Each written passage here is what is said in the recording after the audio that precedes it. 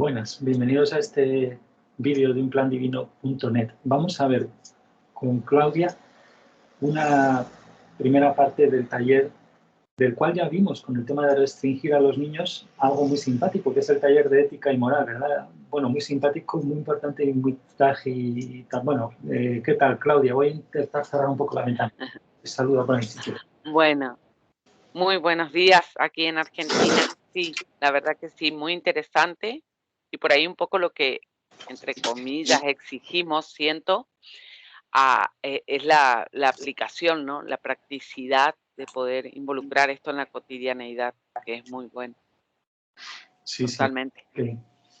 De repente esto nos hubiera venido bien quizás para eventos que están surgiendo ahora en el mini grupo que tenemos en Telegram, yo que sé, con hijos y cosas, este tema, tener mucho más claro el tema del libre albedrío y el restringir. Pero bueno, no quiero que nos liemos mucho comentando porque eso lo vamos a ver seguido, vamos a ir apuntando, os invitamos también a apuntar vuestras historias mientras lo leéis o lo veis. Los enlaces, como siempre, están abajo en las descripciones y en una entrada en la web, el enlace al canal de Clau, el enlace al texto completo. Bueno, pues eso, a ver qué tal nos va con este. Ya me dices, como si se oye bien, pues no me dices nada y ya seguimos para adelante. Ok. Venga, pues bueno, eso que vamos a completar este taller de ética y moral del 2012, del cual llevamos una parte posterior, pero vamos desde cero. Venga, vamos. Bueno, que la palabra moral no asuste, porque ya vimos en la anterior la definición que tiene Miller, lo podéis ver ahí, y ética también. And I'm still uncertain about what to call it. Vamos a ver los primeros segundos incluso, porque bromea un poco, que no vienen en la transcripción, bromea con que es domingo por la mañana y está lloviendo por ahí. Es un día un poco... It's like, is it raining? It's ideal sleeping weather, isn't it? Yeah. So, como hace un tiempo como para dormir. The subject I wanted to speak with you about today, I feel is a very important subject for your own and other people's welfare, actually. And I'm still uncertain about what to call it. So I've just got to have a think for a second about how I'm going to call it. Aquí que no viene la transcripción, dice que está como inseguro sobre cómo llamarlo todavía, al título del taller. What I'm going to call this presentation. Let's call it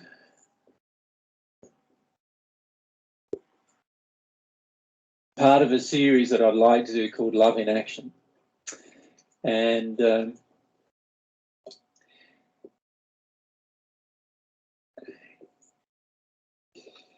want to call it ethics, I think.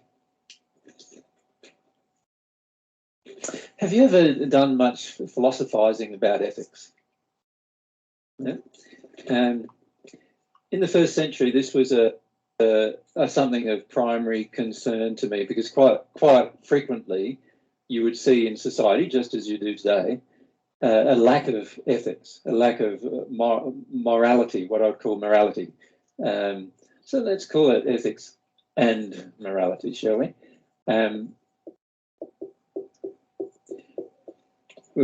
I'm not sure we'll get to morality section, so let's call this part one or session one.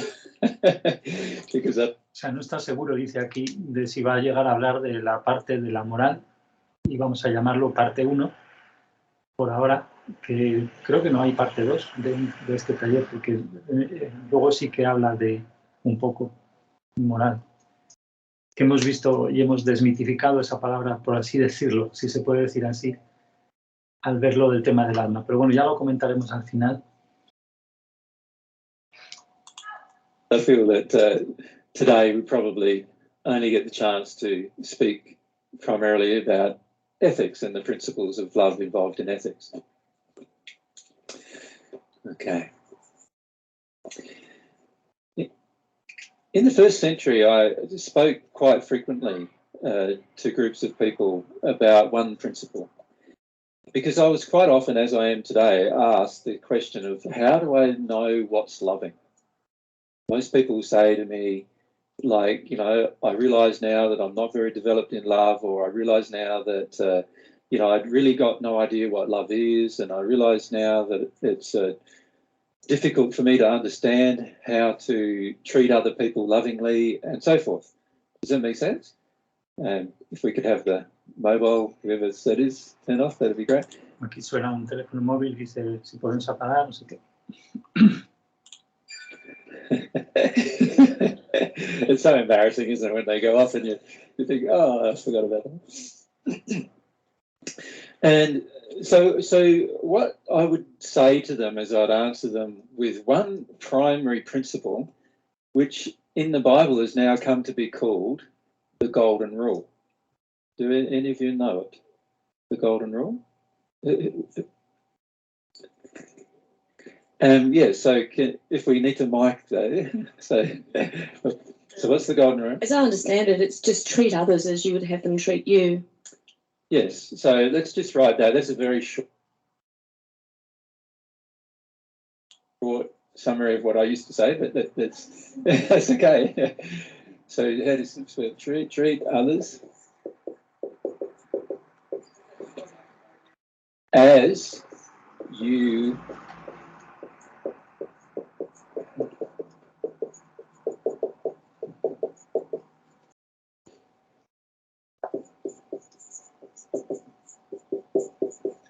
treat you.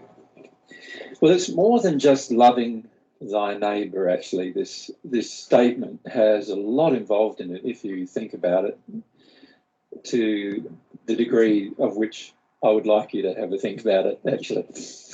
And you could say that you could rephrase it in a way, couldn't you? And you could say,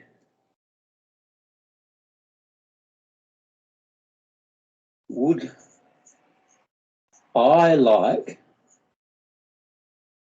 to be treated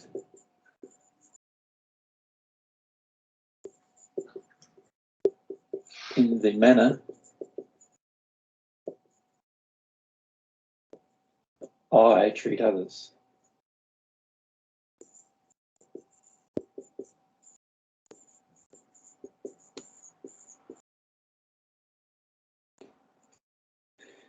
You see, quite often people say to me, look, I don't really know what love is. And in a way, it's almost used as an excuse to act in an unloving manner.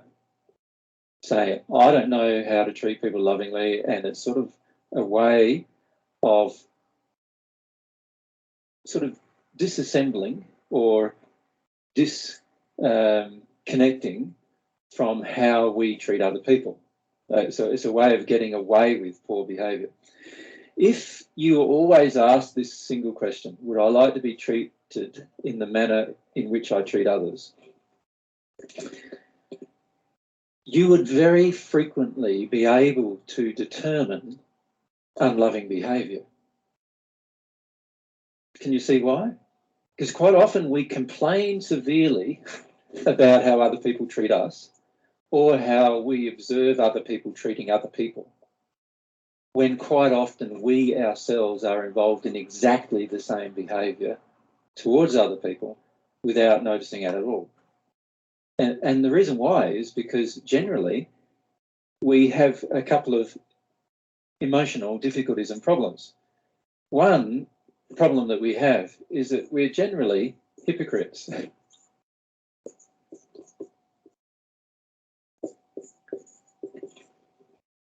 In the sense that we want other people to treat us in a way that we are not prepared to treat them.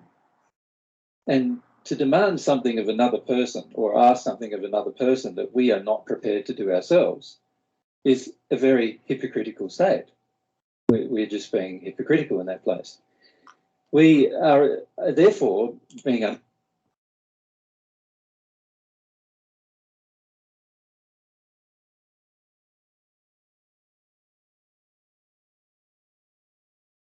loving, because when I demand of you something that I'm not prepared to give to you, then I am being unloving to you, and I am no longer in a state of ethical integrity.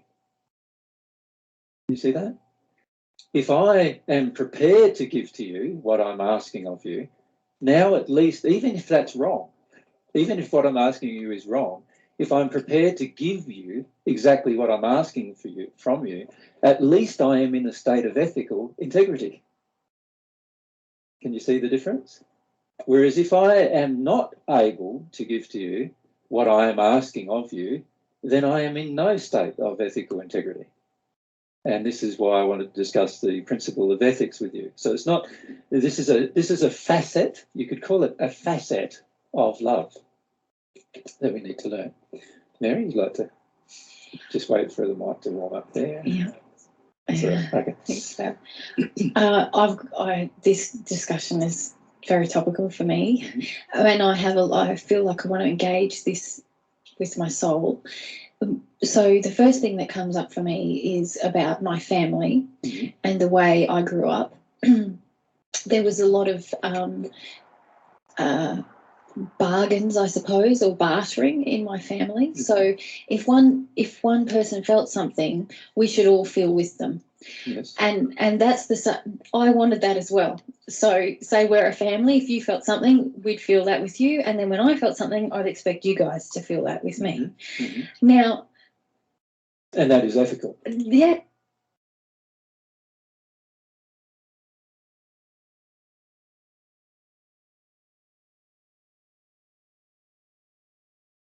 Yeah, this is my question. You're saying that's ethical? Yeah, because yeah.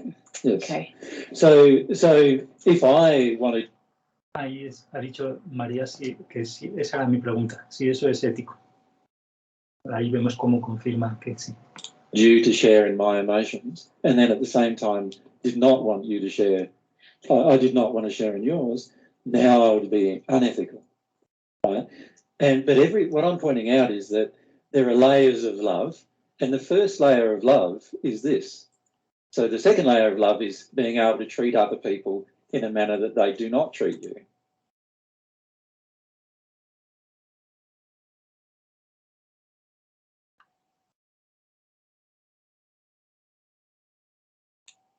But that you would like them to treat you. Like, so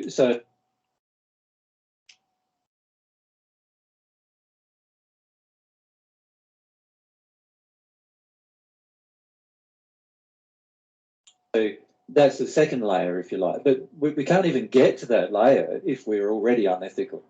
If we're already unethical in our treatment of other people, we are never going to grow in love to a deeper level than that. Yeah.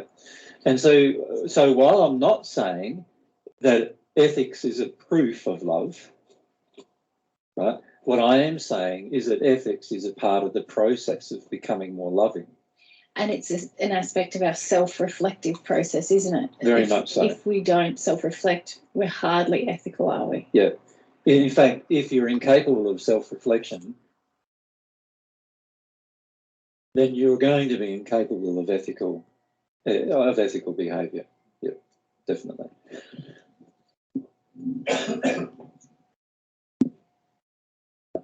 So the reason why I'm raising these particular things is while it's not all-encompassing in terms of being able to determine love through ethical behaviour, it will remove a lot of unloving behaviour if you begin this process of engaging ethical behaviour. It will remove from your soul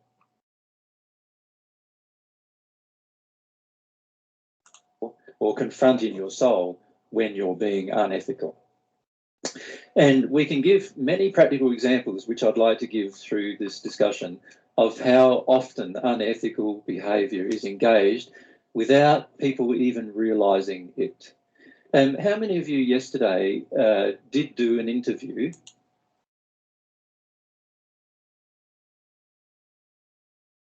Este ejemplo, en el fondo, no lo van a ver ahora y tampoco me acuerdo si lo van a ver en horas después.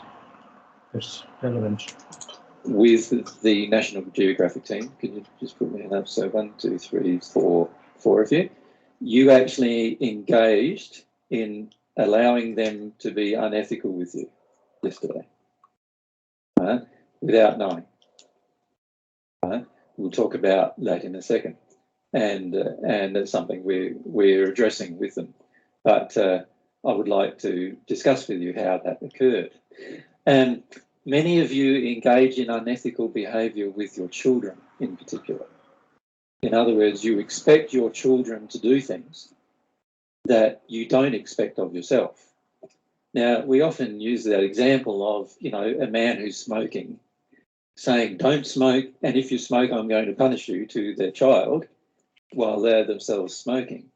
Now, that is a form of unethical behaviour directed at the child. And many times we engage in unethical behaviour with our children. Oftentimes, yesterday, remember during the discussion yesterday, I encouraged parents to restrict the behaviour of a child who is being unloving. Remember, I encourage that. Well, as soon as a parent begins doing that, they're often triggered by guilt. And the reason why is because they themselves would be very upset with another person restricting them in the same manner, under the same circumstances. Does that make sense? So in that regard, if I restricted my child and for something that my child did that was unloving, while at the same time expecting my own personal freedom for the same unloving behaviour, then I am being unethical. Can you see that? There's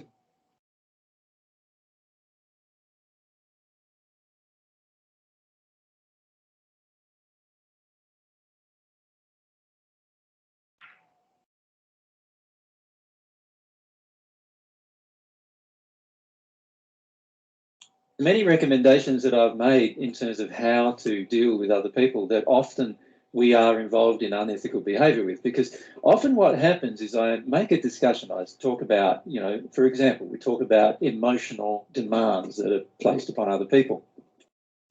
And so what we do is we look at all the other people who are placing emotional demands upon us. So when I'm discussing a matter regarding emotional demands or unloving behaviour, I'm trying to assist each person in the audience to reflect upon their own behaviour. But most people don't. What most people do instead is they reflect upon how that material affects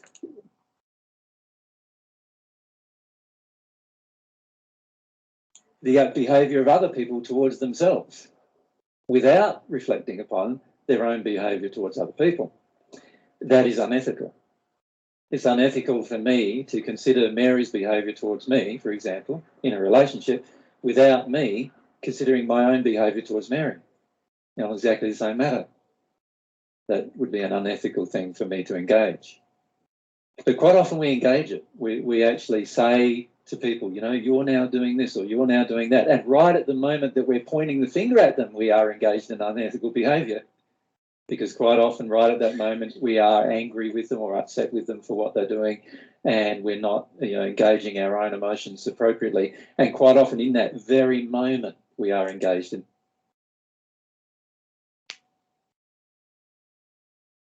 the unethical behaviour that we are criticising the other person for doing towards ourselves. Does that make sense? Yeah. Mary, and then we'll go up to. Yeah. So just from what you said before, it seems to me that we can never be loving if we aren't first ethical, but we can be.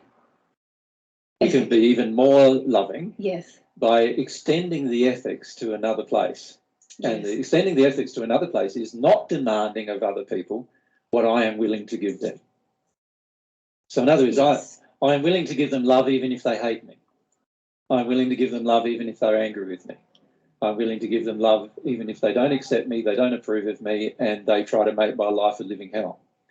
Yes. That is an extension of pure ethical behaviour, but that is the next step.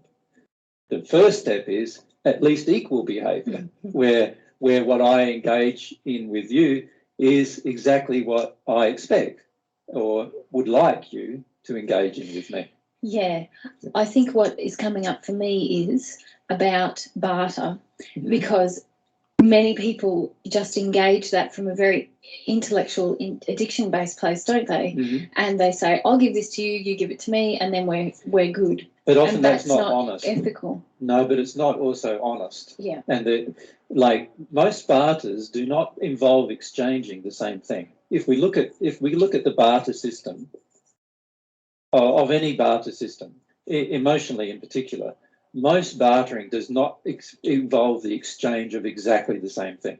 So, for example, I want your approval, right? And I will give you your approval. If you make me feel safe. It doesn't matter what the reasons. It's sort of like, so for example, if I want your approval and I'm willing to give you a approval, so if I want your recognition of approval for things that I do that are worthy of approval, and therefore I would also at the same time hopefully be willing to give you approval for the things that you are worthy of being approved of. Does that make sense? Yeah. If I had an ethical nature. However, most of the time when it comes to approval, that's not what we do. We want approval from the other person without giving them any, right? And what we do is we enter the barter with a person who's willing to receive no approval, but is willing to give it, right? And this is the problem, is that most barter systems are not ethical in their behaviour right from the beginning. They might outwardly appear ethical, but they are certainly not ethical in terms of the exact requirement of what we want from another person. And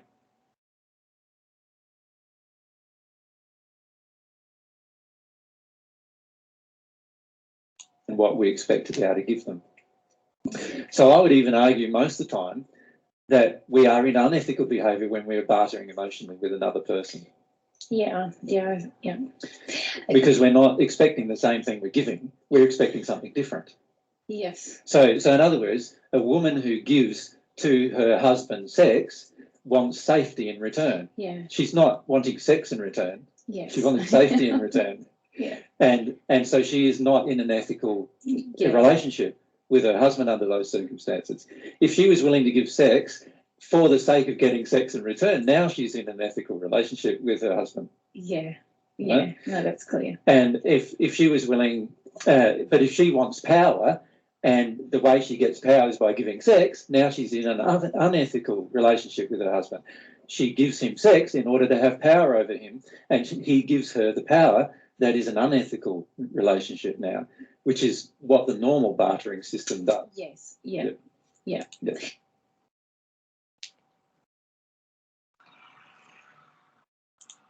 So I would say that the majority of times when we're in a bartering system with family members, with people in our household, with friends, with workmates and colleagues and so forth, most of the time we're in a bartering system that is not ethical. At least if we were in a bartering system that was ethical, we'd become more loving. Yeah, and it just reminded me of something I read last week. It was a quote from Harriet Lerner, an author, and she said, if only we would listen to others with the same passion and desire that we want to be heard. Exactly.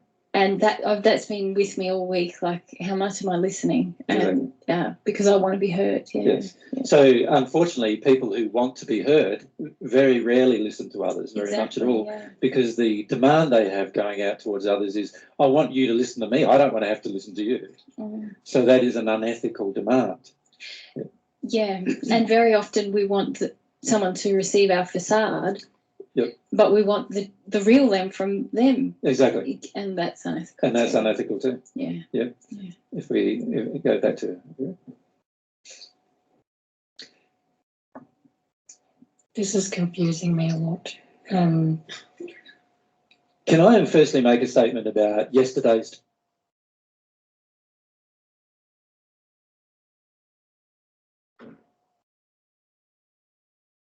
talk and today's? Yeah. Yesterday, when I presented the two columns of information about intellectual reasoning and emotional reasoning, during that phase, many of you felt confused or at least detuned from the discussion.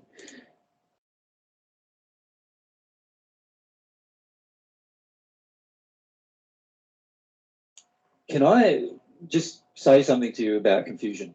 Confusion always results from fear and a desire to not understand coming from the soul on the actual issue. Does everyone get that? It's very important to understand this, because every time, I've often said this and I'll state it again, love is logical. Since it is logical, it can never result in confusion without there being some kind of opposition in the soul to love. And so we need to understand that every time we feel an intellectual difficulty in understanding something, that it begins with an emotional difficulty in understanding the same thing. Does that, everyone gets that? So if you can continue with that. I actually realise that. Yeah, that's good, that's good. When I apply my logic to this, Yes. I feel like I've been ethical, but I've been judgmental and critical and...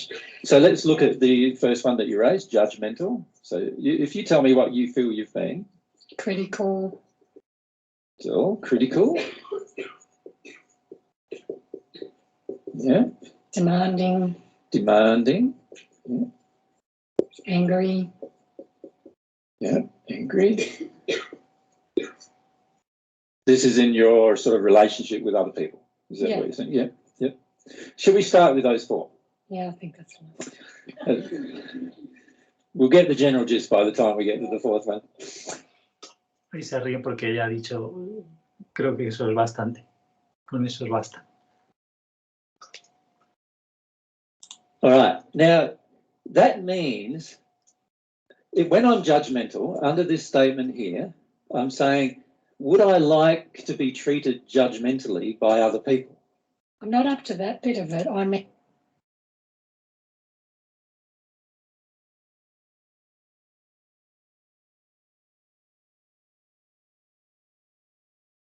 O sea, cuando juzgo, esto es lo que tendría que preguntarme, ¿no? Estaría diciendo. In terms of, like, I'm judgmental of me, so I'm applying the same... I don't know, but so I'm not, this isn't about you, this is about how you treat others. Do you like other people judging you? No. How do you feel about that? So when other people judge you, how do you feel? Well, sometimes I feel like I deserve it. Sometimes, but most of the time, what do you feel? Most of the time, when other people judge you. I actually sway between, oh, I did something wrong, I deserve it, and oh, that's not fair, that's not right. That wasn't the question I asked. The question I asked was, do you like it? No, I don't. I don't like it. That's all we've got to say. I don't like it. If I don't like it, then I'm being unethical doing it. So unless you love having judgment aimed at you constantly, okay, then you would be ethical if you actually aim judgment at other people constantly. That would be ethical if you loved receiving it yourself. Oh, I see. Do you understand this, Lart? This is very different to what other people actually do. It's what you would like them to do. It's a very different state as well, right? So we're not talking about what other people actually do to you. We're talking about what you would like other people to do to you, which is not the same thing, you see. But in the beginning bit you said, like, if you're doing to other people what you expect for yourself or do to yourself. No, I didn't say do to yourself. No. I said what you do to them. Very different. Okay. So what you like somebody to be doing to you. What you would like somebody to be doing to you, if you want to, if it's ethical, it'll be ethical to do the same thing to them. It's not ethical to do a different thing to them. Yeah, I get it. Do you understand? Yeah. But this is very, very different to what most people initially interpret when they see the statement, you see. So when it comes to judgmental, you don't like being judged, but you're willing to judge. So on that issue, you're not being ethical and therefore being unloving. You don't like being criticised, particularly if it's not constructive criticism or, you don't like to be unjustly criticised, shall we call it, like criticise things you didn't do or feel you didn't do or whatever, then don't do that to them, right? Because you don't like it. You measure everything by what you like. If you do that initially, you'll find a lot about love, because what you like is often loving. It's not what you do that is often loving, it's what you like to have done to you that's often loving. Can you see? So when it comes to being demanding, do you like other people being demanding with you? If I said, hey, Vera, stand up now, Vera, sit down now, Vera, do this, Vera, do that, and after a while, even probably the first request, you probably wouldn't accede to, right? Because you don't like having anything demanded of you. So is it right then to demand something of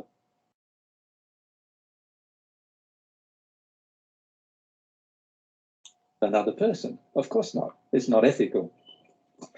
When you get angry with other people, how do you like other people being angry with you? Do you like other people screaming at you and yelling at you and telling you things about, in a rage? No.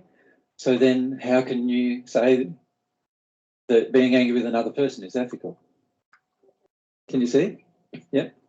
As I said, by the time the fourth thing comes, you will see. It's all to do with what we like or don't like, not what we get. There's a big difference between those two things. You see, what other people dish out to us is often what we don't like. And I'm not saying do the same to them as what they do to you. We're saying do the same to them as what you would like them to do to you. Very, very different principle. We're not saying do to them as they do to you, as some Bibles have actually shortened it to, right? I'm not saying that at all. That is not an ethical thing to do, because ethics involves your emotions, your feelings. If you feel something that you want from another person, then how can you expect to not give that to that person that you're expecting the same thing from? Would I like to be treated in the manner in which I am treating the other person? That's the question. And most of the time, the answer is no. Right? So, when somebody comes up to you and they start talking, and they don't let you get a word in edgewise and everything else, they just talk, and you feel like just being barraged upon. You felt that with people? Yeah? So how did you find that? Did you like that? No. So then when you do it with another person, is that ethical? Definitely not. Can you see the relationship? It's to do with what you would like them to do to you. So let's say you would like them to, like some people are like this, some people are injured enough that some people do like another person to just be in their face all the time. Then, más que hacerles caso, es en ese sentido que acaba de decir, un poco violentando el tema de estar ahí en la cara. La expresión es en la cara todo el rato. What you would do if you were ethical is you'd be in the other person's face all the time as well. And you'd soon find out what they feel about that, wouldn't you? Very rapidly, in fact. And therefore, you would understand that what you want is obviously is a demand, and that other people don't want. So there's something wrong. There's something going on in terms of what you think you like. The interesting thing about this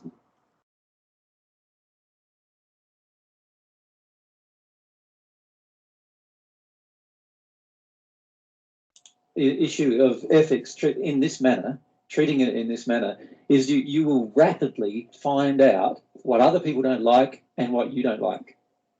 You will also rapidly find out, therefore, what feels unloving for other people and yourself. Does that make sense? Very, very powerful way of becoming more loving, just by understanding that main principle. Okay. So any questions about it? Just on the thing about barter, so you're saying that the world's got it all wrong when it comes to bartering. Because just say, for example, I take it to like a trade, and a painter barters, like a physical trade. Yes, a painter barters with a carpenter to get something, right? Yes. But a painter wouldn't trade with a painter. Yeah. Why wouldn't he? Why would he trade with a painter when he can do it himself? So bartering, the way you're saying, is it's all wrong, because it's all unloving. Unloving, yeah. It's expecting something from another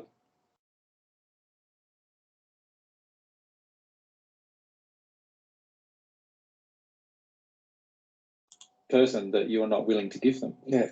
So see, this is why a barter system in the long run won't work. A gift system is the only thing that can work. A gift system is different. A gift is, I'm a painter and I would love to give you the gift of me painting. Without anything back. Without anything back. Yeah. And that would prompt usually a feeling of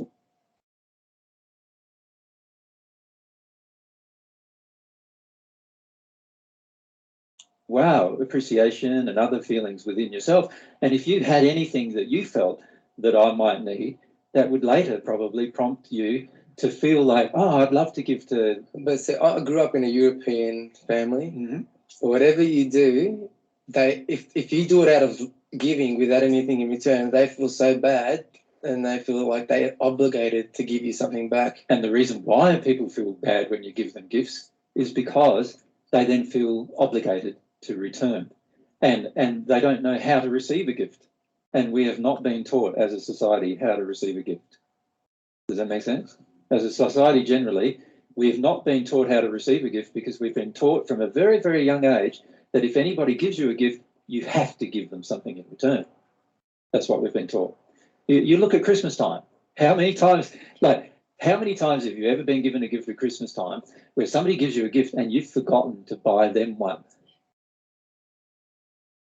How often do you see the reaction to that is, firstly, your own guilt. You feel terrible, like how could I have forgotten them, and all these other things. You feel this terrible, and they themselves often feel anger. Where's my present? And which actually triggers the fact that they weren't giving to you in the first place. They were demanding something from you in return. Now, if you were in a true gift-giving society, what would happen? I would give a gift without any expectation of any return. So, in other words, we'd have a Christmas tree and I could give a gift and to people who have not given a gift to me, and we'd all be completely happy.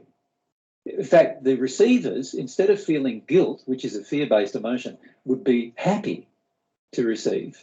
And their joy would be multiplied by the fact that they're happy to receive and not in guilt about receiving the gift. Do you understand? So a true society, and if we take the painter analogy in a minute, but the true society wouldn't be focused on bartering. They'd be focused on gift giving. Let's look at how that might work in a practical example. Farmers produce a lot of our food. Is that not correct? Many of us live in high-density cities, not able to produce the food for ourselves, and farmers live in low-density areas. Often they have land that they're able to use to produce food. So many of the farmers also enjoy doing that as a job. They enjoy being on the land, working on the land, and if you've ever done it yourself, you'll realise why, because you feel a deep connection to the land, a deep connection to the things around, and there's a lot of joy you can receive when you're in that place of farming. We as a community expect the farmer to pay for the implements that he farms with.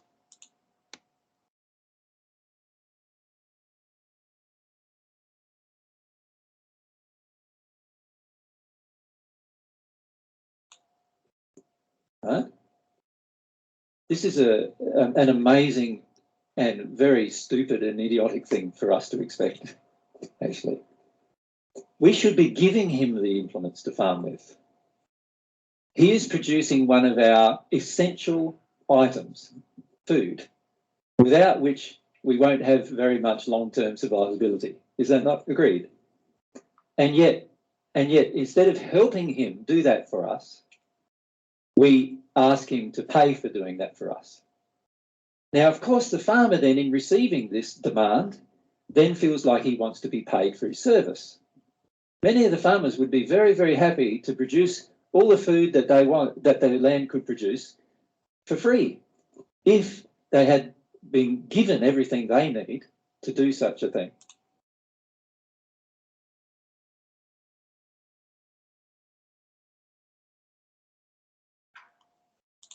Many of the farmers would be totally happy to do that. In fact, I know personally many farmers who would be very happy to do that. Right?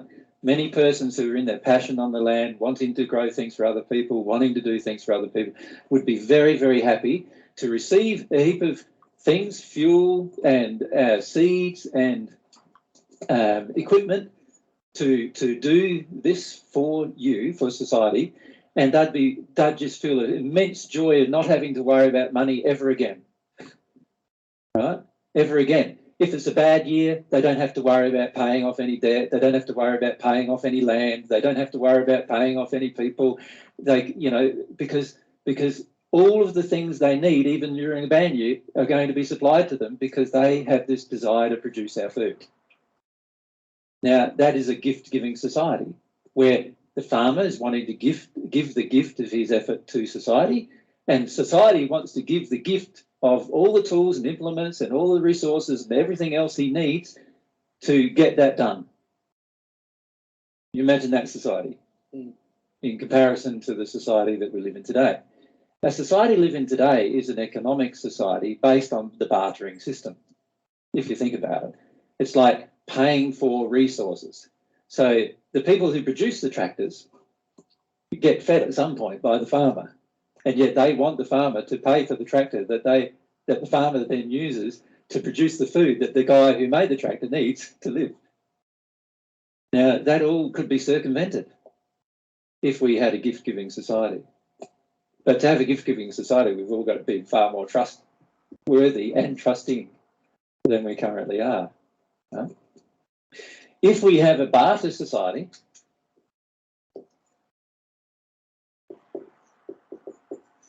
what we finish up with is the painter and the carpenter negotiating. The painter says, I'll do 3 days work for you, you do 3 days work for me. Now, 3 days work for the painter might result in half the wall being done, whereas 3 days work from the painter might result in a whole house being painted. And so how do we evaluate its worth? It's impossible to evaluate its worth properly and realistically. However, if the painter gives the gift of his time to the person, and the painter at the same time received all of the things he needed to do it, like food, shelter, clothing, paint, resources, whatever he needed to do the job, then he wouldn't be worried about how much it costs. If he was happy to paint, he'd just be happy to paint. And if he's not happy to paint, he'd find another job that he's happy to do. And people argue with me a lot about the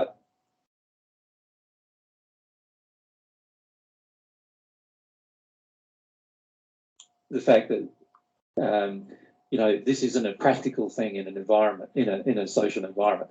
Well, I'd argue that all through the spirit world, this is exactly what happens for a start. So there's many social environments in the spirit world, and this is what happens. So I don't agree that it's not a practical thing. Secondly, if you look at what we're currently doing, is crazy. We are currently paying, you right now are paying for essential things that you need for your very life to be sustained. For example, you're paying for your water. Here in the city, you are paying for your water. Without water, you'll die, right? And yet you're paying for it. You're paying for your food. Without food, you'll die, right? Particularly if we've got emotional injuries that cause us to eat a lot more. We definitely pass in a very quick time without food. So without those two resources, we'll die, and yet we have to pay for them. In fact, you look at how much of your so-called budget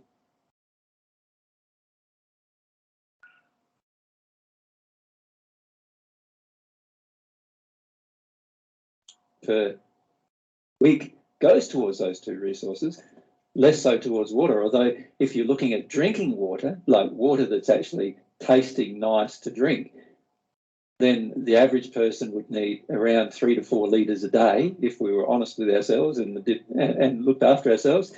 That's around $1. It's about $1. The cheapest water you can buy is about $1 a litre, right? So we're talking $4 a day times by 7 days, $28 a week. If you've got a family of 4, $120 a week for good water to drink. Right? Now, this is why many of us don't drink good water. We drink the water that's been treated and has got all chemicals in it through the treatment process and so forth, because it just costs too much to even buy decent water to drink. Then let's look at what we eat. How many of us would spend a good couple of $100 a week at least on food? If you look at, you know, particularly for a family, you'd be looking at probably $300, even $400 a week on food easily in some cases, right? You add those two resources together, there's, let's say there's on the average $400 to $500 if you actually paid for your water. There'd be $400 or $500 of your resources per week that would go on food and water to essential things for your life. We haven't even talked about shelter yet, or clothes, which are also needed, particularly in a cold environment, right? But just those first two things. Now, how much wage do you actually earn, the average person? Well, let's say in Australia, the average wage, which is very different from the lowest person's wage, but the average wage might be around $50,000 per annum, let's say. Right? Take out taxation, now it's $40,000 per annum, or $42,000 per annum. And then if you look at $600 per week, how much is that up to? $600 per week, 52 weeks in a year, how much is that? It's about $30,000 per annum. So now you've got $10,000 per annum to do the other things, other than the essential things for your life. Right. And when you think about that, you've now got to include shelter and clothing in that other $10,000 and so forth. Can you see why most people are finding it very, very difficult to make ends meet? And therefore, what do they feel? Huge amounts of fear about money. Right? This is part of the problem. And the reason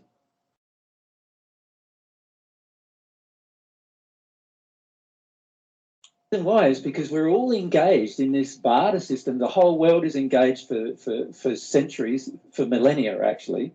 This bartering system has been engaged because none of us are capable yet, emotionally capable of moving from that system to a gift-giving system. And when I say emotionally capable, we're not emotionally capable of becoming more loving, it seems.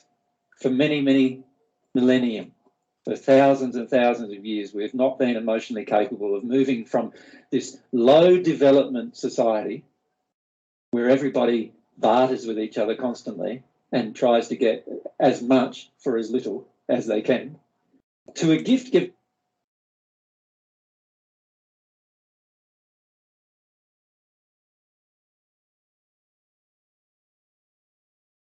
society where we're willing to give everything without getting anything in return. Completely the opposite mentality and completely the opposite development in love is required for those two states. When we enter a gift-giving system, a gifting system, we are now even behaving even more ethically because we no longer have demands upon other people. Right? So we're now in a very ethical transaction with another person. We're doing for them exactly what we would love them to do for us.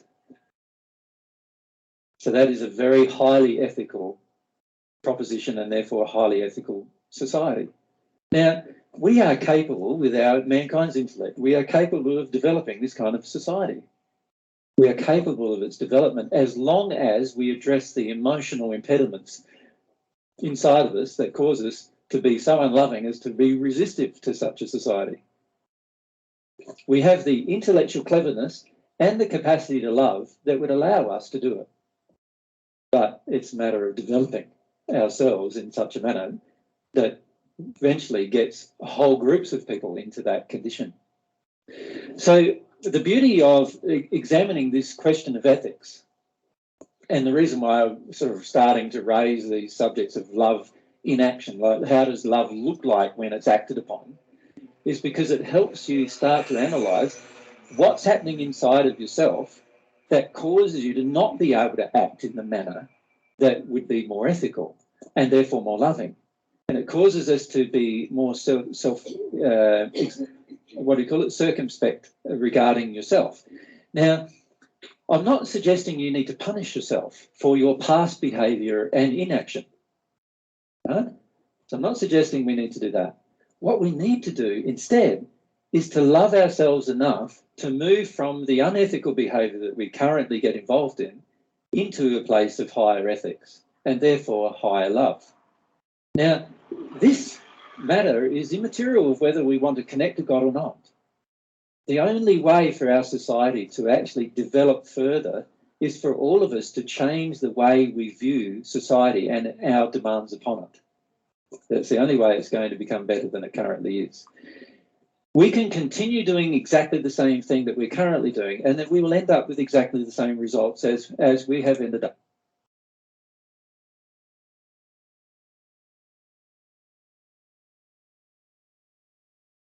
with for thousands of years.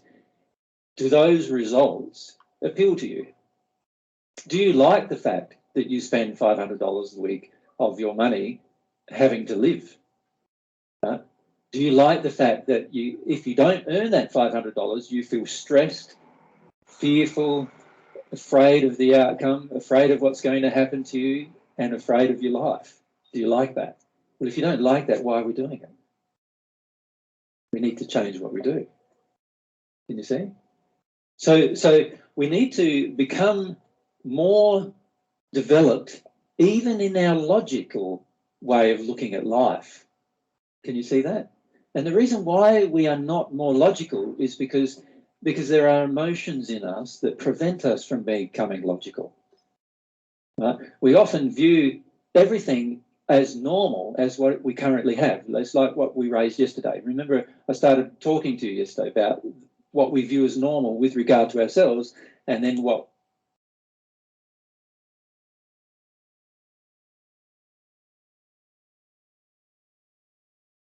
God views as a mess in comparison to normal. Yeah.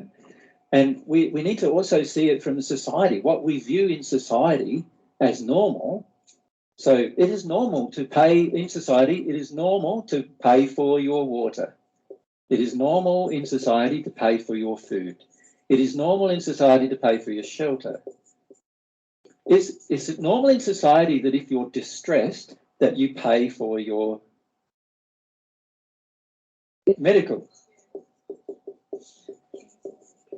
You can even be dying and you still have to pay for your medical. You could die. No, this is true, isn't it, in our society? We can be dying and we're still going to have to pay for our medical, right? Somebody's going to have to pay for our medical because that's demanded of us, right? Our clothing, right? All essential items, right, for a society that's developed, and yet every one of those things we have to pay for. And because we have to pay for it, we now expect everybody else to have to pay for anything we supply. Can you see that? If I've got to pay for water, then of course I want you to pay for water. And if I've got to pay for shelter, then I want you to pay for shelter. And if I create your shelter, I would definitely want you to pay me for your shelter. But these are all essential items. It doesn't make sense in a developed society, right? In any developed society, it doesn't make logical sense that we pay for these essential items. I can understand you paying for non-essential items. So, for example, you want a piece of art on your wall. Well, your wall can exist and you can exist without a piece of art on it. And if you want a piece of art on your wall, I can understand that you might need to pay for that piece of art to be placed on your wall from somebody who will make that piece of art. I can understand that you might need to pay for music. You are totally capable of creating your own music.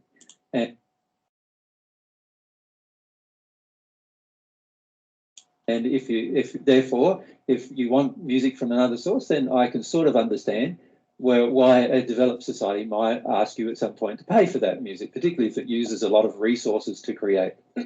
But I do not understand in a developed society why we have to pay for our medical, our shelter, our food, our water, and our clothing. And our funeral. Our death. Oye, lo del funeral, como que lo dice alguien del público, parece, creo.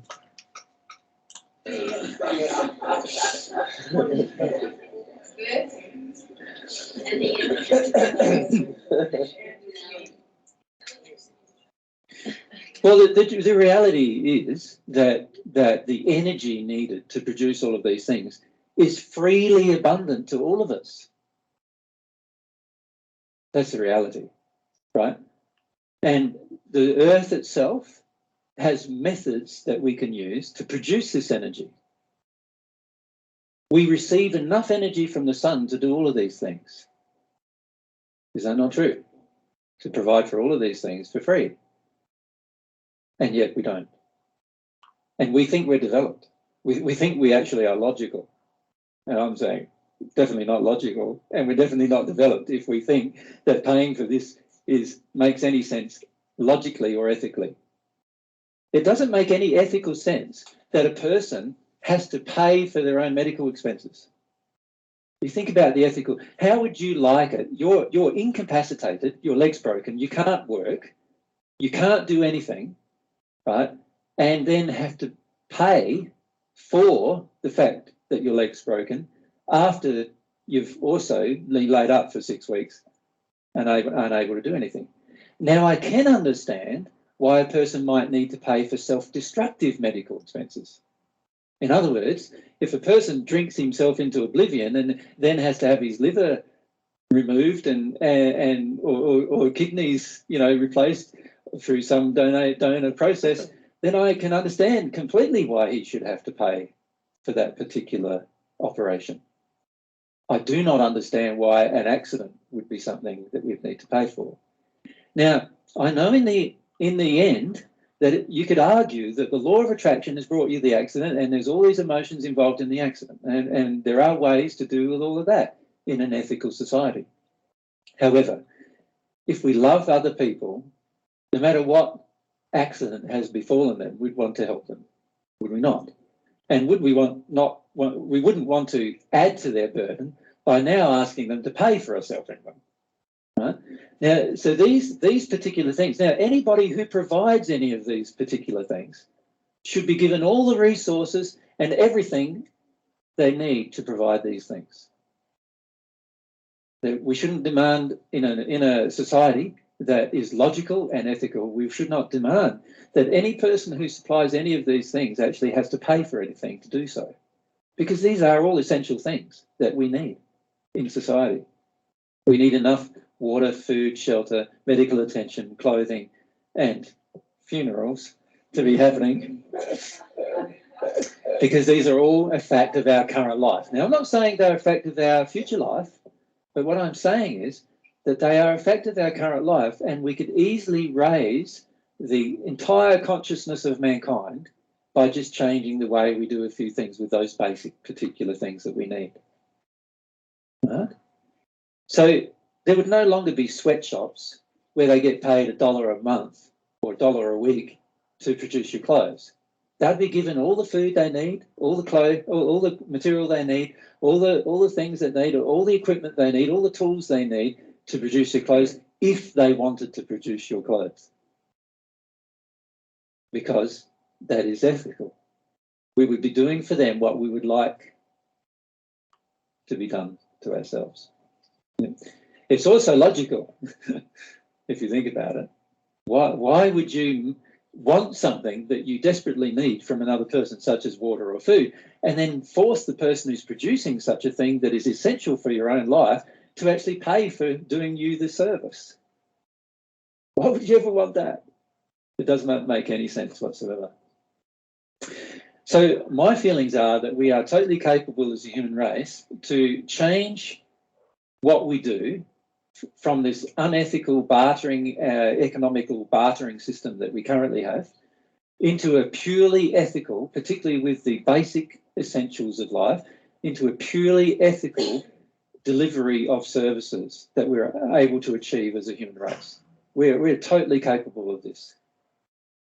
It's just whether we want to do it enough or not, as to whether we'll do it. But we're totally capable of it.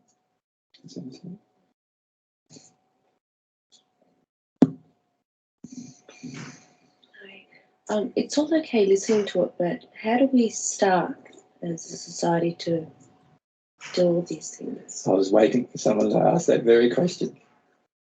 Or as an individual, really? We have to change our way of feeling as an individual, firstly. We need to start with ourselves. I cannot expect water to be provided to me for free while I'm demanding that whatever I provide to the world isn't for free. So in other words, I've got to stop this whole concept of working for a wage inside of me. Right? Now, I've stopped it inside of me. I don't work for a wage, as you know. Right?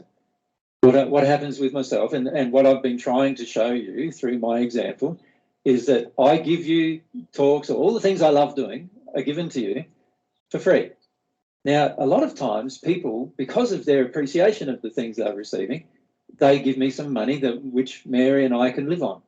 And it's just wonderful. I feel our life is just so amazingly wonderful, because I get to do exactly what I want all the time, and yet other people give me enough funds to do it. They also give me more funds than that, and so all of that funds that I get in addition, I give back to them.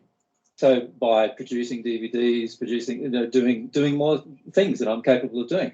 I'm actually hopeful in the future that I could have a team of people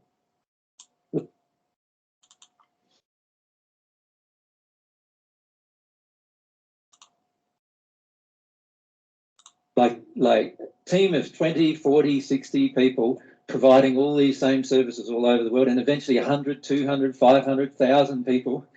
That's how much I would love to receive in order to be able to give all of those things. I'd love to receive a lot more than I'm currently receiving, so that I could use all of that, because my life's happy. I would like to help a lot more other people's lives to be happy in the same manner, that they're doing things for other people in the same manner and receiving appreciation in the same manner. Eventually, we'll get to the point where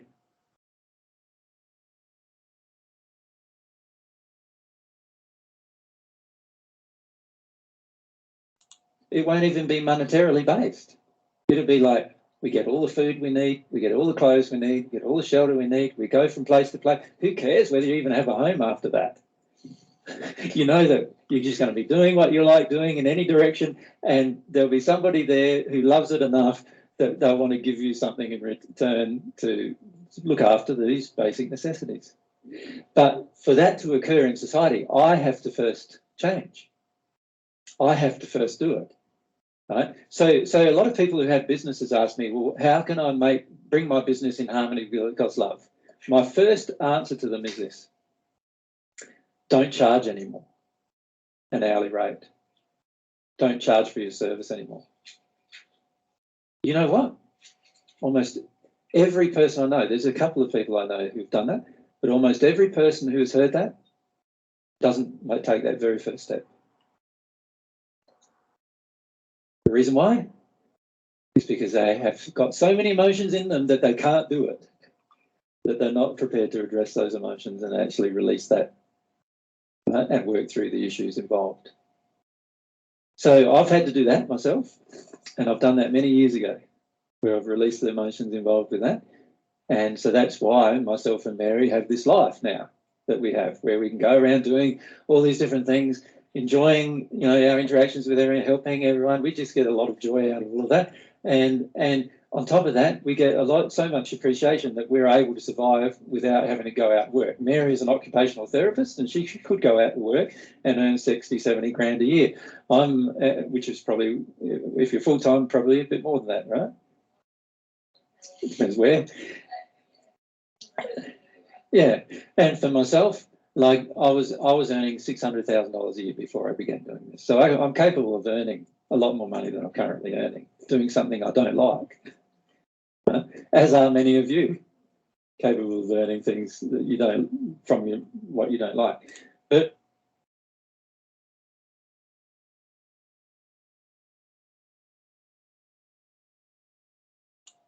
the life we live now, we have about $1,500 to $2,000 a month that we utilise for ourselves in terms of our food and our clothing. We've paid for our shelter, so our shelter's not needed anymore. And the rest of the money that we receive just goes straight back into delivering more of what we can do for everyone else, because we don't need any more than that. But we don't even think about money as a result, aside from we sit down sometimes and have these little sessions of how can we best utilise those funds. So our bank account generally is close to zero. Every single week our bank account is close to zero.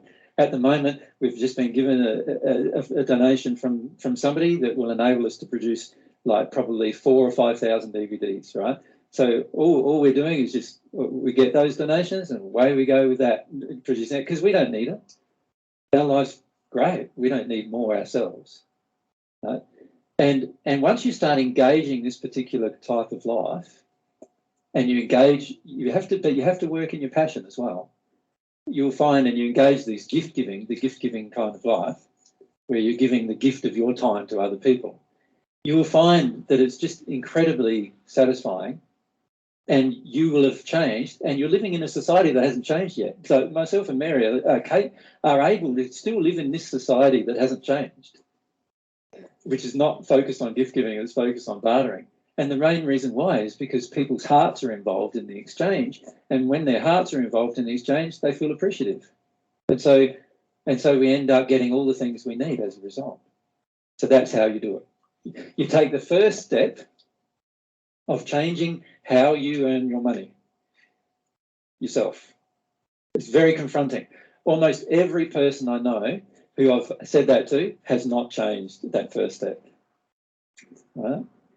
So is it to deal with the emotion of why you have to work for a wage? Honestly, when it comes...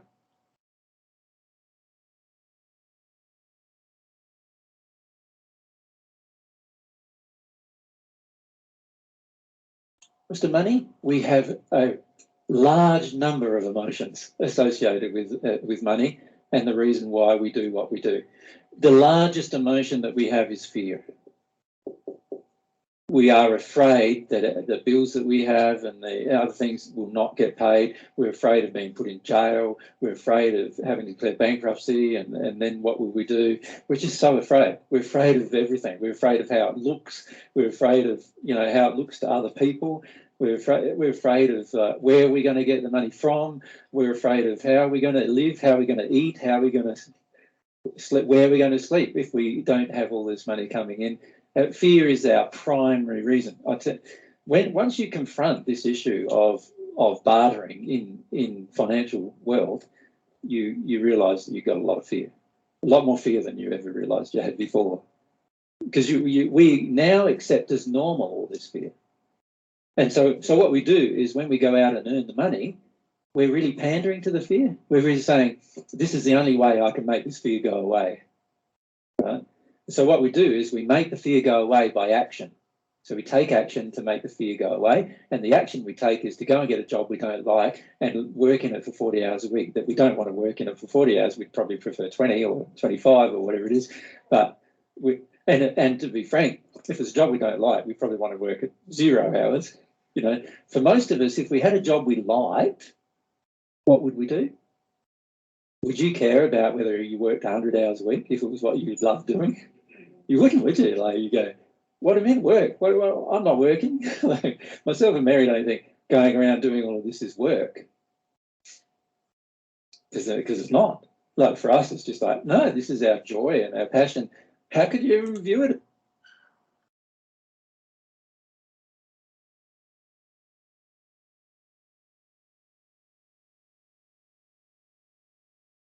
Is work.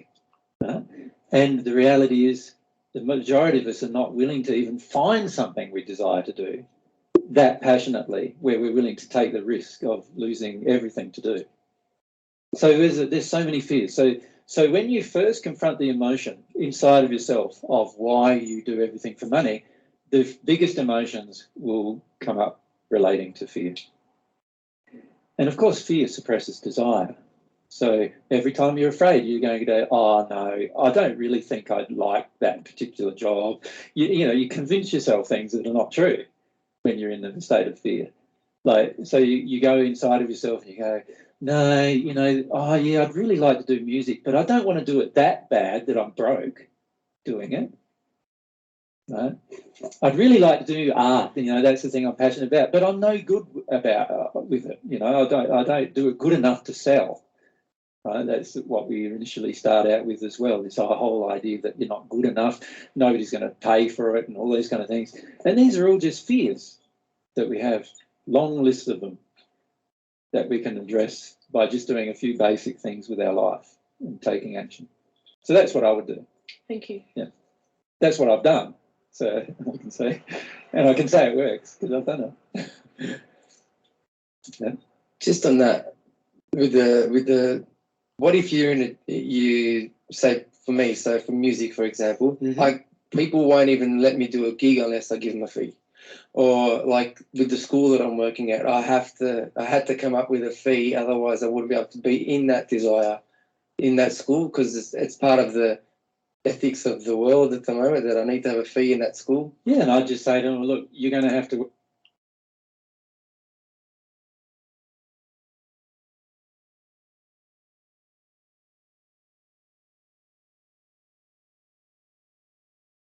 work through that ip. I'm perfectly here. I'm willing to give the gift of my time for free, and I'm willing to do it for free. But the reality is I also need to live. And so I can't do it for free if I don't receive anything. So you're going to have to work out what you feel it's worth. Yeah, I've done that. So it's been okay, but I'm just thinking, you know, some people You won't think even what let we me do in these presentations, what do we do? Like the reality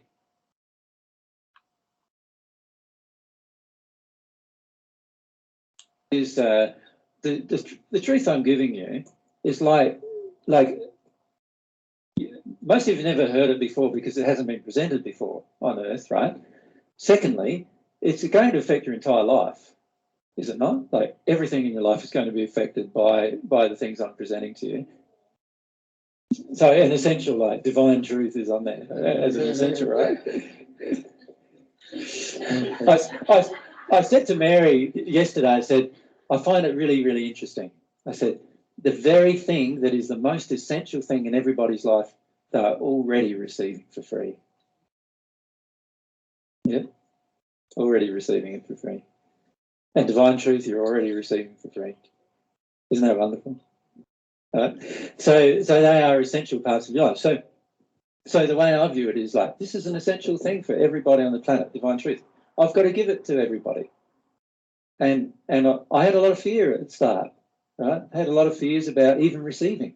So what I did was I got all of my money that I'd saved up through this process of working for 30 years before then, right? And what I did was I had money saved up, I had houses and other things, and I just sold them and sold them and sold them and used all that money to do it, right? 5 years later, what happened? I was broke because I used all the money and I hadn't worked through the receiving part of giving. I just felt terrible amounts of guilt about receiving anything. So I hadn't worked through that. When I had no money, and now I had to work through that. I had to work through the fact that actually, why am I blocking everybody from giving back to me? Like I had to work through that. What guilt, what emotions within me caused me to block that? I had to work through those emotions in order to be able to receive. Once I started working through those emotions, I started receiving enough eventually for myself and Mary to live on, so that we could continue doing what we're doing. That's what you need to do. Exactly the same thing. Okay. Thank you. So I'm getting a picture of everybody living from their desire. Mm-hmm. Everybody being in a space of giving and receiving unconditionally. Yes. Yeah. Yes. It kind of reminds me, there's a book about warm fuzzies. Yes. And it kind of reminds me of the giving of love and warm fuzzies. Yeah. And those who get really possessive and fearful actually give out cold pricklies. Yeah, that's right. That's right. Yeah. Yeah. Anyway, that's all I wanted to say. Yeah, and that's very true. It's very true in terms of emotions. Very true. Yeah. I was going to, sorry, I That's was a good somewhere. comment, Yeah, it is a good comment, isn't it? And that's what I was thinking before. Really, you're talking about a society that is, at the moment, we're just driven by guilt rather than gratitude. And when gratitude inspires us, Yep. I mean, that's what happens now with you. As you said, people's hearts are involved. But guilt being the fear-based thing, it really... guilt inspires us, it doesn't doesn't inspire us, it really destroys our life. Yeah. When gratitude inspires us, it causes us to go in all sorts of directions we wouldn't have imagined before. Yeah.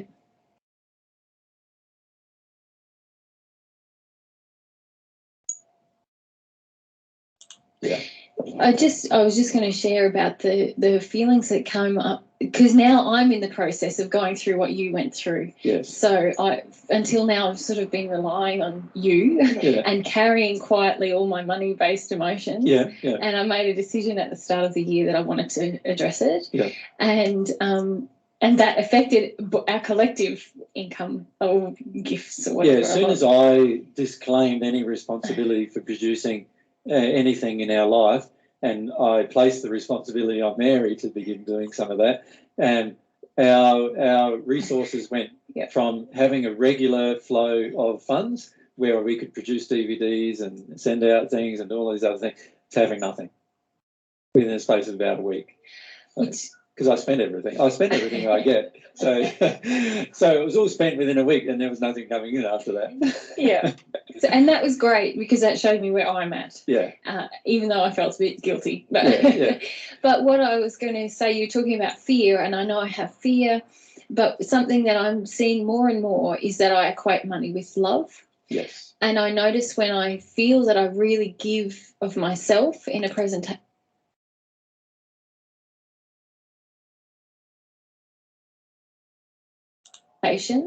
I actually receive less donation, and that's triggering this feeling I have that if I give my real self, I won't receive love. Yes. And so it's just surprising what comes up when Through you the engage process, this process. Yeah. I really didn't. I thought it would be fear of not living or something, Yeah. and that doesn't seem to. It's all about just me. I'm not lovable. As are all of our creations. Yeah.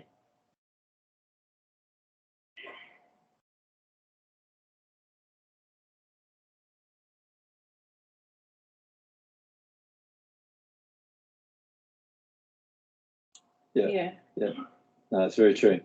So does everyone understand that with Mary? Like, Mary began engaging this process of attempting to address the issues of why she felt she wasn't able to create, and therefore felt limited by funds. So Mary has a lot of belief systems about money. She only wants enough.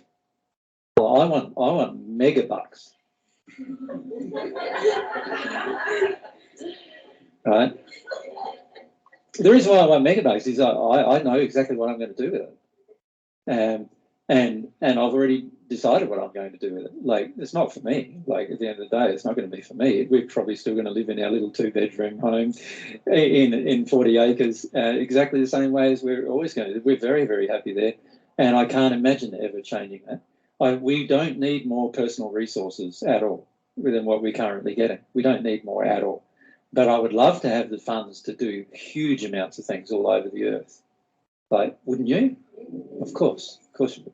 So I don't have those blockages of, like, whereas Mary has all these blockages about, you've got some blockages about the responsibility of finances. Like, so Mary's got these issues with responsibility. She's got the issue of she wants just enough but not too much. She's got issues of being judged by the world if we have too much, or what's perceived as too much. So all of these things prevent the reception of more in terms of gifts, prevent gifts from being given, you see, as a soul transaction. The problem with that is that we then have to go back to a barter system to survive, which is no good. Like, we want to be fully engaged in a gift-giving system, which is ethical. I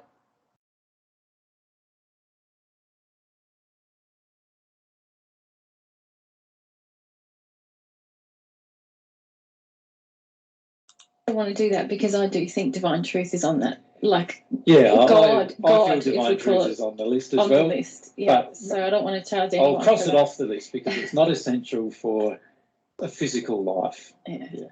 But it is essential for your emotional health and your long-term survivability all through the universe. But the things that are essential for your physical life surely should at least be available to you, and they surely should be given as gifts rather than expectations. Yeah. To engage such a life requires a lot of courage, doesn't it? to fully engage ethics, right across the board in your life. It requires a lot of courage. And it did require a lot of courage for myself, and as Mary's finding out now, as she's engaging the same emotions, it requires a lot of her courage as well. And it will require a lot of your courage to actually change, and have the courage to deal with the fears that come up as a result. The beauty of doing it, though, is that it's so amazing, and this is something that I don't believe anybody in Western society really understands. It is so amazing to live a life where you don't even think about money at all. At all. So you go into a restaurant, right, and you don't ask yourself, how much is that? You just don't. You say, I want this, this, and that, and this, and the person says, you sure? Yes, I'm definitely sure. That's exactly what I want. We go into shopping centres now, and you would have noticed this is a common thing happening lately in a shopping centre where you go to buy food, and some food is fairly expensive, right? And so you put, like, when bananas were expensive, they were in Australia, they were here at, I think they were $12 or $13 a kilogram, somewhere around that figure, right? And I still went in and bought my 25 bananas that I buy every week, or 20 bananas, or whatever it is that we buy every week. 20 bananas at $13 a kilogram works out to be $30 or $40, right? And they look at you and go, do you realise that's $40 for your bananas? Yes, I do. And they look at you like you must be crazy or something. and you say, and I still want to eat my bananas. And it doesn't worry me how much they cost. I still want to eat my bananas. I love my bananas, If you love things, that's what you do. And of course, when they're $1 a kilogram, I don't buy 30 because we only need 20, right? So I don't buy 30 because they're $1 a kilogram. I still buy 20. And they look at you then. You love bananas. Yes, that's right. But I can only eat 20 in a week, right? So I can only eat 20. Yeah. Why aren't you buying 30? The $1 kilogram now, you could buy $5 and you could have 30. I don't need 30. I only need 20. I can't eat 30. Right. So why would I buy 30? So it's immaterial to me how much it costs. Like, it's something that I love. It's an essential item, I feel, and in my diet. And so I buy it. Wouldn't you do the same? If you did not care about money, you do the same, wouldn't you? If you had $1 million in the bank, now probably you'd care about money less. Right? Is that not the truth? So it's interesting, I find. We often think that we can enter a state of not caring about something when we've got more than enough. That's what we think. Not so. Right? The reality is, I've seen millionaires still penny pinching, right? Because they have not yet emotionally even absorbed the fact that they're a millionaire now. I know millionaires who come along to our sessions who are still penny pinching in their day-to-day life. They won't buy certain things, they won't stay in certain places, they won't look at certain things because they're still worried about the money. They either feel guilt about having it now, and therefore they don't spend exactly what they want. And I'm not saying that you would then overuse the real world's resources either, because you would not. If you were just focused on what you need, you wouldn't then go out and buy 10 things because it's cheap. You would still buy one thing if that's all that you needed. Can you see that? You'd still do the same thing. Your behaviour would not change. Why does our behaviour change? Because we are afraid of missing out, which is another fear.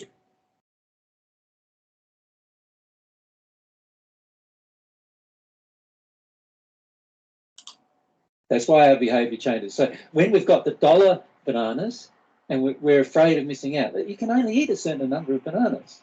But when we've got the $1 bananas, we're afraid of missing out. And now that they're cheap, we can afford to buy more, so we buy more, right? And because we have all of these emotions associated with greed. Greed really is about when...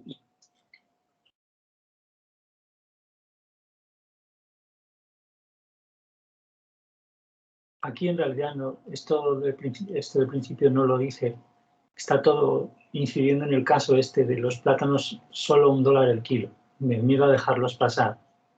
Lo que pasa es que ahí me inventé de más. Esto luego lo quitaré. O sea, aunque encaja en el contexto, pero Sí. es demasiado invento. Sí. Bueno. Esto no lo he dicho, eso de que solo se pueda comer no.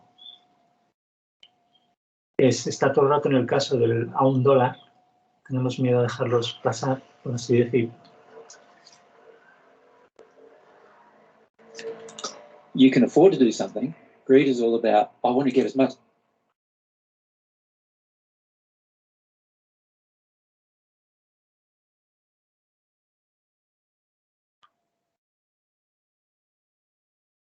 As I possibly can right now, because if I don't get it right now, I'm too afraid that it might not be available tomorrow. A person who lives in a state of ethical behavior does not do that. A person living in a state of ethical behavior will buy the same amount of bananas that he needs every week, no matter what their price is, because he will have some ethics about his personal love of self. They'll have ethics about other people, the environment. All these ethics will come into play. And every single one of these ethics will affect the behavior. Does that make sense to you? Yeah. And it's such an important issue. It's like love in action is very, very, very interesting. It's often very different to what people think it is. And when we focus on loving ourselves, loving other people, remember I gave some talks, so it would be now, I think it was now a couple of years ago, about the laws of God involved in loving others, and then the laws of God involved in loving yourself. The reality is we can challenge our emotional understanding of love quite rapidly in our life. Right? We're just many of us too afraid to do so. So the reality... Bueno, pues está aquí esta parte, para no hacerlo muy largo también. Sí, ese es el punto donde estaba pues traduciéndolo y para hacerme ahí una especie de componente, digo, bueno, y eso que lo he escuchado a la vez luego también mientras lo repasaba, pero en ese punto hay que quitar eso de que no puedes comprártelas. Eso es es un invento que sí que valdría reflexionarlo porque es como pensaríamos en mentalidad, ¿no? Ahora no puedo porque son caras y luego no sé qué. Entonces estaba intentando trasladar eso pensando que a lo mejor estaba, pero luego se me ha pasado el quitarlo cuando he visto que he tenido que verlo, que realmente no lo decía. Entonces, eso. Claro. Pero está claro, más o menos, ahí repasándolo y luego, bueno, eso lo quitaré. Y bueno, hay algún puntillo más por ahí que ya son simplemente erratas de duplicación que suele haber, que a veces pues, se me pasa alguna. Y bueno, pues ahora vas a tener solo tendrás media hora, no da tiempo a... Sí. De todas formas, no puedo, sí puedo dejar de comentar, pero quiero que la sorpresa, y justamente tiene que ver con el concepto de amor, a toda la existencia, al nivel de coherencia, bueno, que ya lo muestran las leyes con sus principios totalmente impregnados en toda la creación, y cómo, claro, no hubieran podido anticipar, Iván, que la charla iba a devenir en este contenido. Ya me ha pasado de no leer antes el esbozo. Sí. Pero de alguna forma había como una cierta posibilidad de hipotetizar, de anticipar de lo que podría tratarse.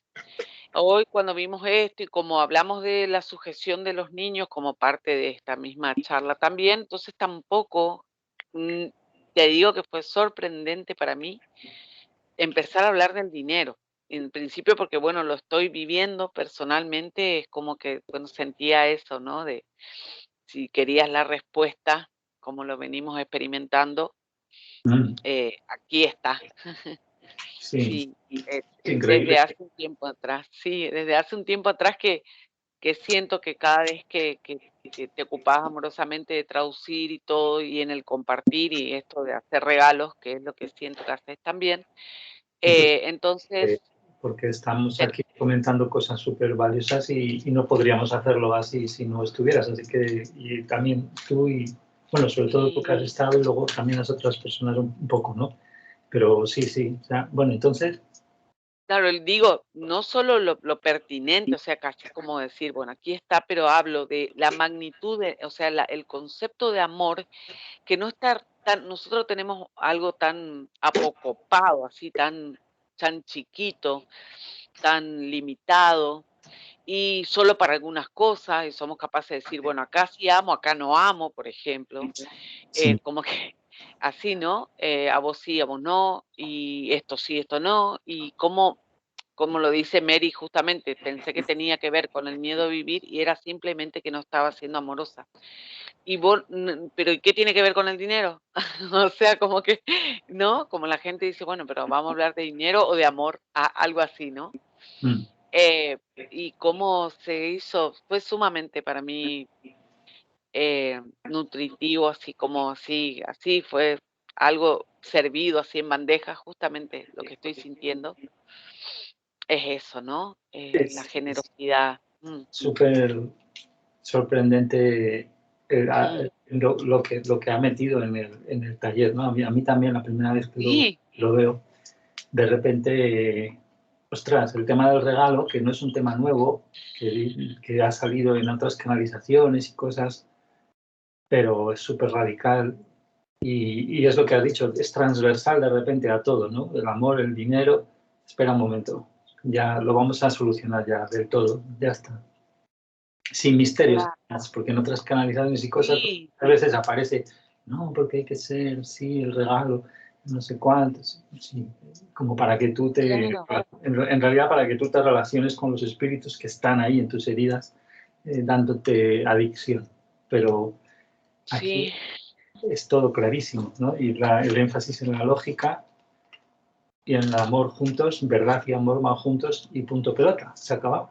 Sí, tan simple. Y la reestructuración de la economía, así como en un segundo, era muy claro, ¿no? Economía y función, y a vos te toca esto, y bueno, esta es mi función, ¡wow! Me pone piel de gallina al momento que te hablo, porque era todo el mundo, sí, cooperativamente, generosamente, amorosamente, maravilloso. Sí, pues este va a merecer la pena que lo leamos detenidamente otra vez. Dale, Contigo, sí. Yo quería preguntar sobre los dones. Solamente los menciona a lo último, pero quisiera, sé que tiene que ver los dones. Bueno, pero es una traducción de la misma palabra, regalo. O sea, don y equivale a regalo aquí. Ok, bien. No, cuando Mary lo menciona, cuando J habla de Mary, que no había podido, claro, a nivel del alma, pero no entendí como regalo. Bien, comprendo. Cuando hablan de lo de la transacción a nivel del alma. Claro, cuando dice que no había podido a nivel del alma procesar como la idea de dones. Claro, yo pensé que hacía alusión a un atributo en particular. No. Ahora entiendo. Sí. Era por variar un poco porque es sinónimo don de regalo también. Claro. Bueno, y desde el mismo principio es brutal la simplificación profundizante que hace, por así llamarla, que tenemos que inventar un concepto que signifique simplificación profundizante, que tiene que estar la palabra inventada. Porque ese tema, en las familias y en el mundo se indistingue, o sea, se confunde entre ética y moral, porque moral, como vimos la definición, era algo así, pues eso, como lo que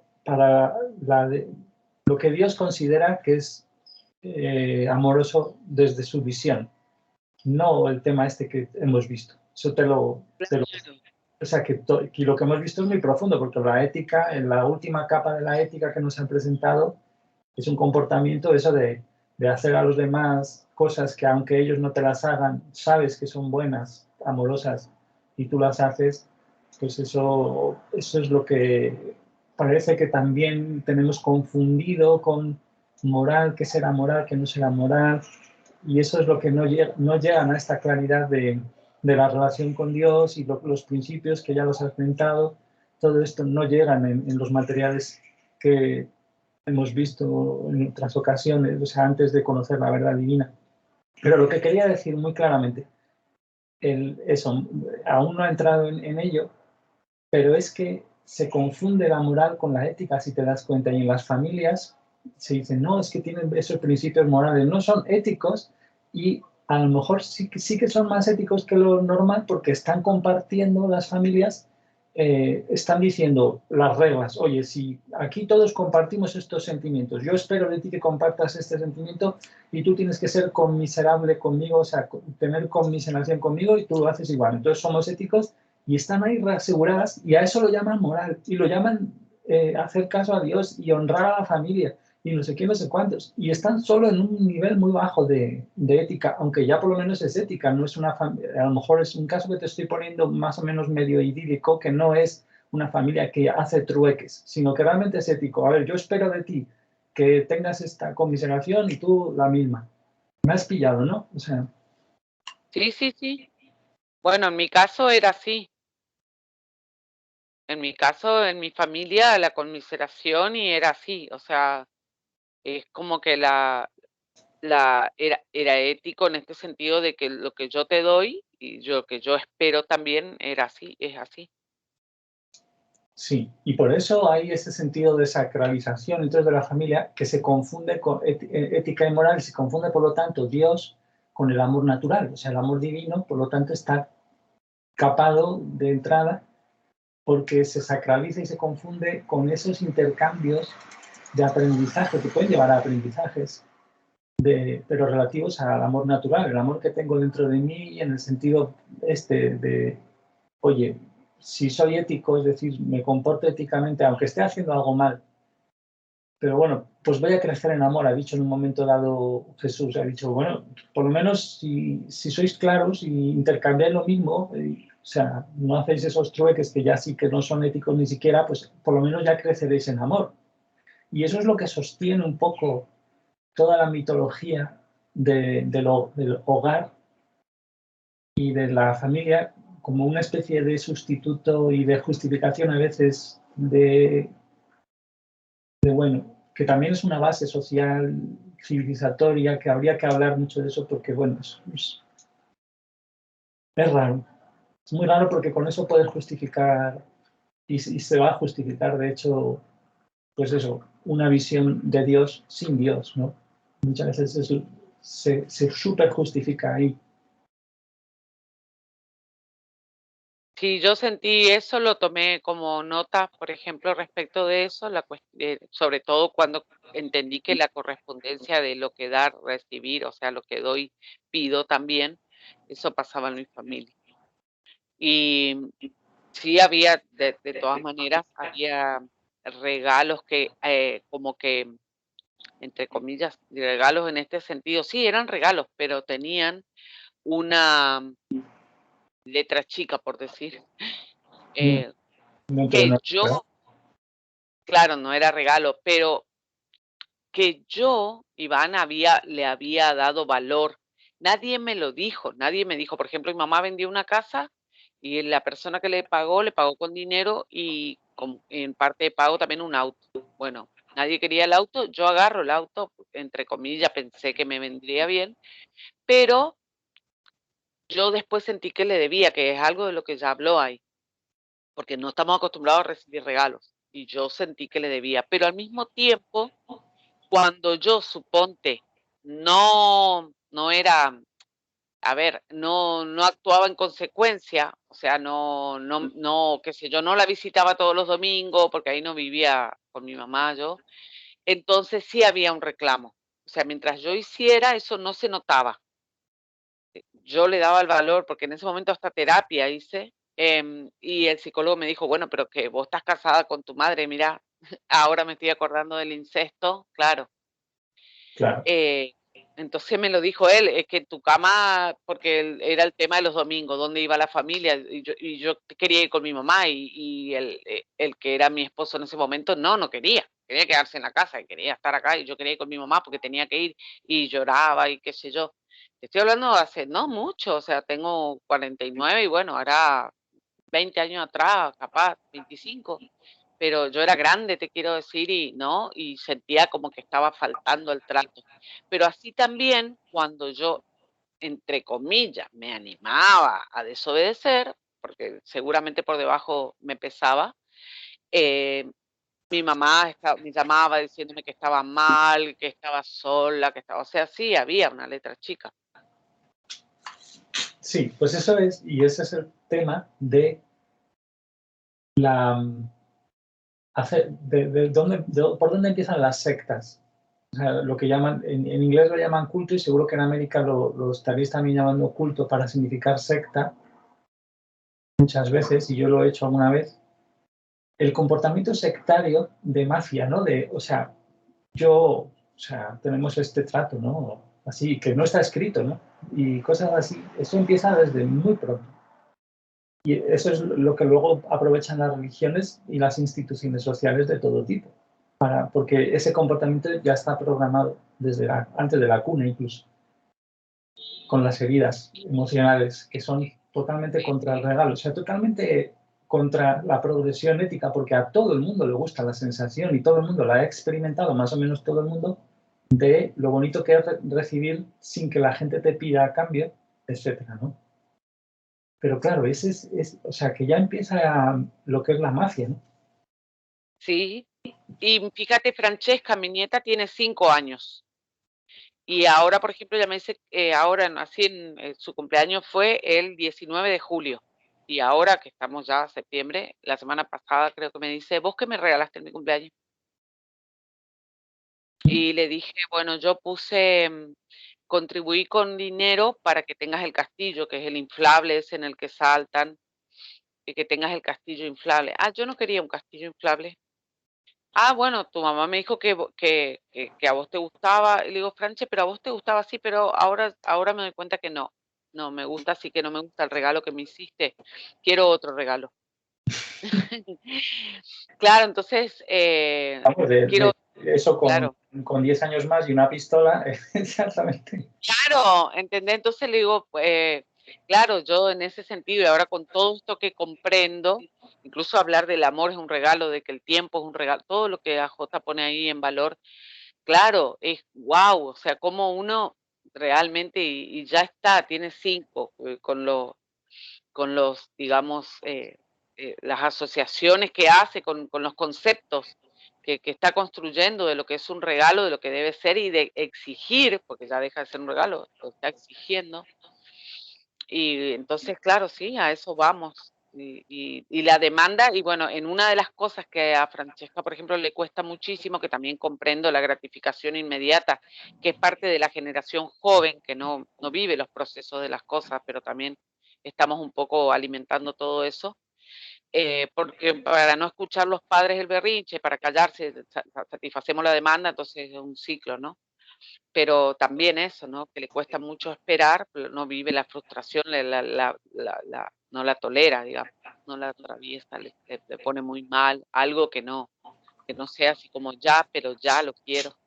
Todo eso, digamos, sí, es producto del entorno y está muy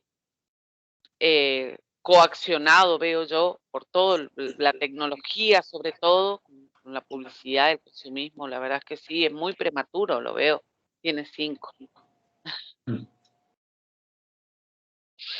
Pero Pues ya está. ese juego, ponerlo en forma de juego, ¿no? Y de hablarlo mucho, cuanto antes se hable, ¿no? De esta regla de sentir cómo nos gustaría que nos trataran y para ponernos en el lugar, sí, de otros. O sea, el cambio que ha hecho es también ese, me gustaría que me trataran de la manera en que trato a los demás, que eso ya supongo que te habrás visto en la posición de hablarlo con esta niña pequeña, ¿no?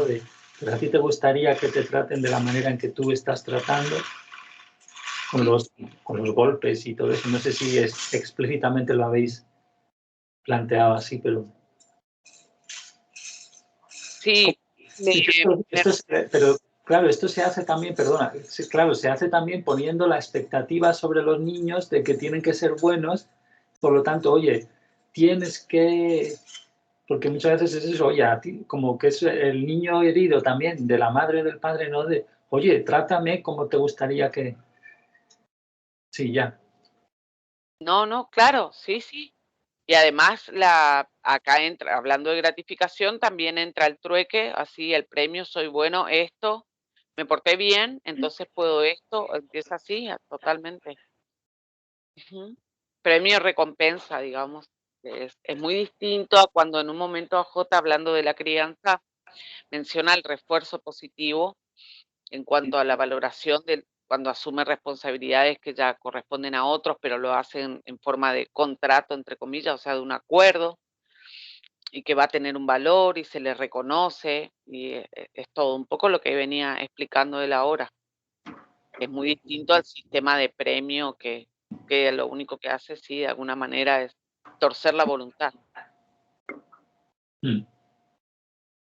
Para mantener tradiciones y cosas, es esta especie de chantaje emocional sacralizado que se basa en proteger las heridas y los miedos profundos y le pone una fachada de historia, ¿no? Sí. Una fachada con estas historias. Sí, yo ese es el tema que nos saldrá. Si lo leemos más detenidamente, este es uno de los que propondré. Tú ya has propuesto varios y este sería, ¿no? El ahondar en cómo todo el espíritu sectario empieza ahí y meter este tema, ¿no? De qué tiene que ver en que no sea ético, o si es ético y cuándo lo es y cuándo no lo es. Sí, es muy interesante, es verdad.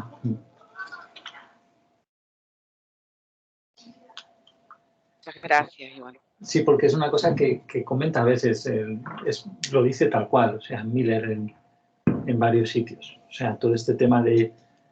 Porque han tenido mucho cachondeo con el tema de que les acusan de ser una secta a todo el mundo, ¿no? En cuanto hay alguien raro, le acusan de eso. Y entonces él dice, no, pero sí, o sea, vamos a ver, si lo del espíritu mafioso de tienes que hacerlo, estas cosas, y si te sales de la línea, te echamos del grupo, eso es la familia. O sea, que a mí me estáis contando, ¿no? Y justamente mencionaban entre los supuestos argumentos para validar de que sea una secta, ¿no? Que el miedo que tenemos a lo desconocido, a lo distinto, porque no es desconocido saber que alguien elige de alguna manera vivir de otra forma. O sea, eso no es desconocido. Pero que, por ejemplo, hice un grande científico, no sé, no quiero usar mal la palabra, sé que eran personas, entre comillas, por decir, profesionales, que han dejado todo. Un poco lo que decía Jota, ¿no? Esto de dejar de hacer lo que no nos gusta, de hacer lo que nos gusta, de confiar en el diseño, porque de ninguna manera es algo en una cerca, aislado del mundo, privado de libertad. Al contrario, sí, hay algo tan libre como esto. Y es justamente lo que yo estoy viviendo. Y sentía como usaban ese argumento como para justificar de que está desquiciado, digamos, el proyecto de la verdad divina. Sin embargo, por simple oposición a lo que es un sistema sumamente perverso, dañino, excluyente, con márgenes de pobreza, de hambre extremos en algunos lugares. Muy triste, muy triste. Sí, es muy fuerte. Sí, e incoherente, ilógico también, súper ilógico. Bueno, estoy aprendiendo un poco, así como hoy tuve que ir un ratito mientras escuchaba a ver un poco de ética, pero claro, era súper claro. Era, no, es tan simple como todo generalmente. Y bueno, y así también lo ilógico, lógico, o sea, de verdad, para poder procesarla, sobre todo emocionalmente, saber bien, desde, como decías hoy, desde la perspectiva de Dios, exactamente cuál es. Claro, porque aún no hemos entrado en eso. Claro, otra cosa ya, otro mundo es de sentir cada vez más la verdad de Dios en respecto a cómo ve las cosas, ¿no? Si son armónicas o no, con su visión. Claro, eso es lo que... Esa distinción clara la vamos a ir viviendo. Pero ahora está todo hecho un barullo y la gente habla de ética y moral y no se sabe muy bien muchas veces. Hay sistemas filosóficos que sí eso, hay muchos tipos de historias que sí disciernen eso, pero en general, en andar por casa, de eso hablaremos. Bueno, Vale, pues eso, muchas gracias y despídete de tu amado público. muchas gracias. Sí. Venga.